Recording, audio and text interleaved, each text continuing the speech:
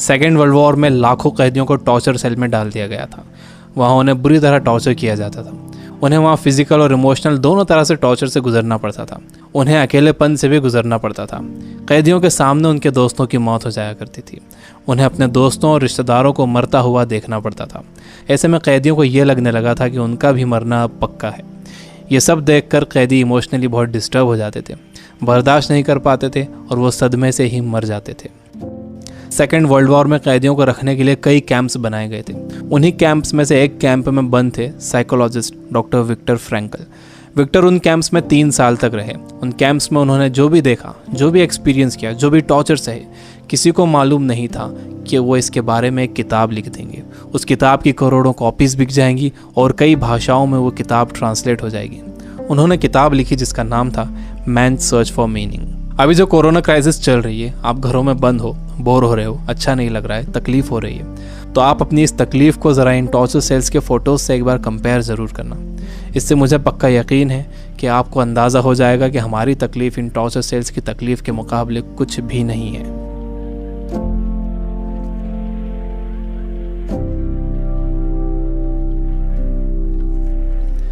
जब विक्टर को इन कैंप्स में डाला गया तो उनके साथ उनकी फैमिली भी थी, लेकिन सब के सब धीरे धीरे मरते गए।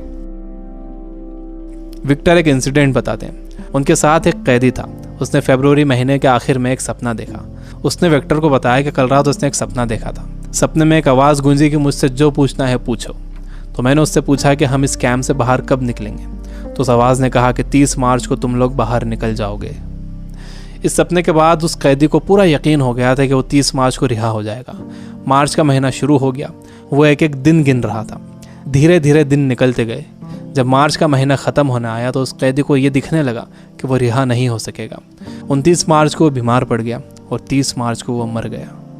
ऊपरी तौर पर तो ये लग रहा था कि उस कैदी को कोई बीमारी हुई है जिससे वो मर गया, लेकिन विक्टर जानते थे कि वो कैदी किसी बीमारी से नहीं मरा था, बल्कि नाउम्मीदी से मरा था। उसके मरने की वजह थी उम्मीद का ख़त्म हो जाना, होप का ख़त्म हो जाना। Biggest lesson of this book, इंसान को तकलीफ़ें नहीं मारती हैं, इंसान को धोखा नहीं मारता है, इंसान को चैलेंजेस नहीं मारते हैं, इंसान को नाउम्मीदी मार देती है। जिस इंसान के अंदर आने वाले कल की कोई उम्मीद नहीं होती, कोई ख्वाब नहीं होता, वो इंसान भी नहीं रहता। विक्टर ने गौर किया कि कैंप में ज़्यादातर मौतें क्रिसमस और न्यू ईयर के बीच में हुई थी, क्योंकि लोगों को उम्मीद थी कि क्रिसमस आ रहा है, न्यू ईयर आ रहा है, हमें रिहा कर दिया जाएगा। लेकिन जब ऐसा नहीं हुआ तो उनकी उम्मीदें टूटी और वो मर गए। जब भी किसी इंसान की उम्मीदें ख़त्म होती हैं तो उसका इम्यून सिस्टम कमज़ोर हो जाता है, और जब किसी का इम्यून सिस्टम कमज़ोर हो जाता है तो वो किसी भी छोटी मोटी बीमारी से मर सकता है।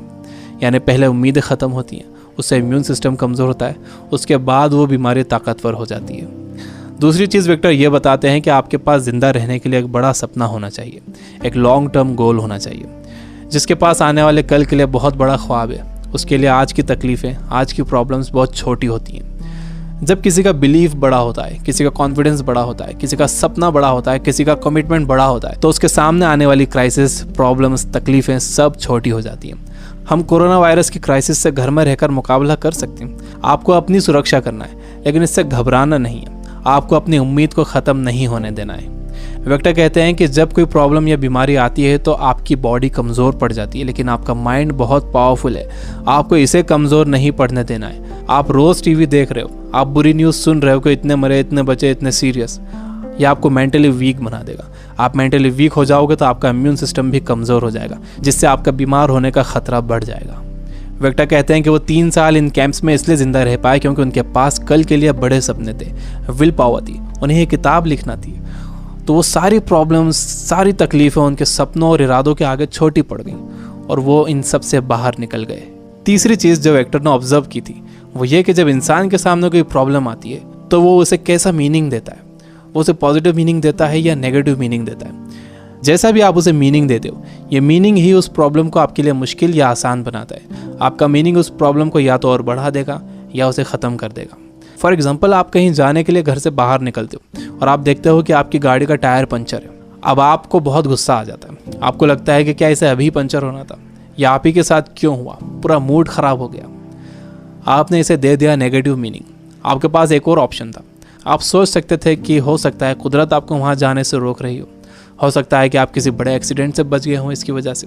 अगर तेज़ स्पीड में गाड़ी का टायर पंचर हो जाता तो एक्सीडेंट हो सकता था। अच्छा हुआ कि निकलने से पहले ही आपको टायर पंचर मिला। ये है पॉजिटिव मीनिंग। इंसान यूजुअली नेगेटिव ही सोचता है और इस नेगेटिव सोचने की वजह से हम हर चीज़ का नेगेटिव साइड ही देखते हैं, उसका पॉजिटिव साइड नहीं देखते। जैसे कोरोना क्राइसिस में जितना टाइम आपने फैमिली को दिया है, क्या आपने कभी पहले इतना टाइम दिया है? मेरे कुछ दोस्त जो किताबों से बिल्कुल दूर थे, उन्होंने बुक्स पढ़ना शुरू कर दिए, वो रीडिंग हैबिट बना रहे हैं। अगर कोरोना क्राइसिस ना होता तो क्या ऐसा होता था? जितना मैं इन दिनों पढ़ रहा हूँ, पहले इतना कभी नहीं पढ़ता था। जितनी सफाई लोगों ने रखनी शुरू कर दी है, पहले कभी नहीं रखते थे। बार बार हाथ धो रहे हैं, अच्छी तरह हाथ धो रहे हैं, सोशल डिस्टेंस मेंटेन कर रहे हैं। किसी लाइन में लगे हुए हैं तो दूर दूर खड़े हो रहे हैं। आसमान साफ नज़र आ रहा है, हवा साफ हो गई है, समंदर का पानी साफ हो गया है। ऐसा लग रहा है कि नेचर ने जैसे रीसेट बटन दबा दिया। हमें ये पॉजिटिव साइड्स भी सोचना चाहिए। जब तक आपके पास नेगेटिव मीनिंग है, आप उस क्राइसिस से डील नहीं कर सकते। हर प्रॉब्लम उसके साथ एक इक्वल अपॉर्चुनिटी भी लेकर आती है। दुनिया जब से बनी है तब से अब तक उसमें प्रॉब्लम्स ही प्रॉब्लम्स है। अगर ये प्रॉब्लम्स नहीं होती तो हम यहाँ तक ग्रो नहीं कर पाते। सबसे लास्ट में विक्टर कहते हैं कि आपसे सब कुछ छीना जा सकता है, आपकी धन दौलत, घर, गाड़ी, बीवी, बच्चे, माँ बाप, दोस्त, सेहत, लेकिन एक चीज़ नहीं छीनी जा सकती, वो है आपकी पावर ऑफ डिसीजन।